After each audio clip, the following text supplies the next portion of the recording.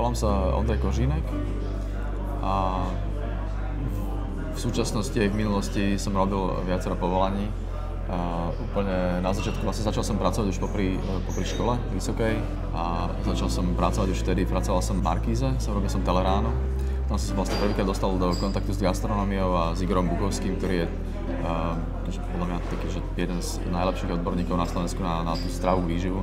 Tak tam som sa vlastne keby dostal k tomu, že čo ľudia jedia a prečo to jedia.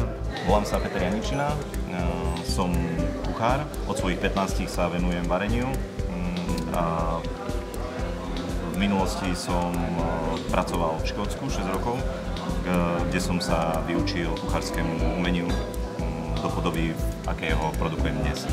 Prečo sme chceli otvoriť svoj podnik je, že bol to náš taký tínedžerský sen ešte aj s parťákom a plus to, že mali sme takú predstavu o tom, že chceme priniesť niečo ľuďom, niečo zdravé, niečo dobré. Začali sme sa pohrávať s touto myšlienkou otvorenia tohto podniku traja kamaráti asi pred rokom. Na začiatku to vôbec nevyzeralo, že som kuchár, ale skôr stavbár, pretože všetky tieto priestory, ktoré tu vidíte, všetky tieto veci, všade sú naše podpisy, všetkých nás troch. Omietku sme miešali našimi rukami, farbu sme nanášali našimi rukami za pomoci aj našich kamarátov. Takto sme to miesto rozbehli vlastnými silami a pod motiváciou priateľstva spoločného. Rešpektujem všetky čašnické a kuchárske povolania. Ja som dovtedy nevedel, že aká to je drina. Je to obrovská drina a oni aj keď sú unavení, tak stále dokážu mať dobrú náladu. A to sa mi na tom páči, že to tu je naozaj úprimné a že to je značené. Že to nadšenie stále v tom podniku nejako vibruje a že tí ľudia podľa mňa to cítia, keď som povedal.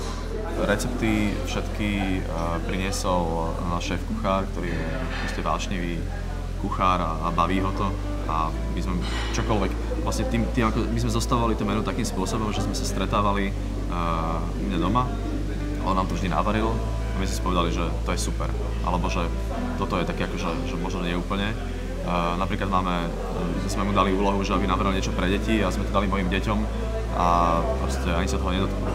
My sa snažíme suroviny získavať podľa možností a trhu čo najjednoduchšie, najrýchlejšie a najlepšie.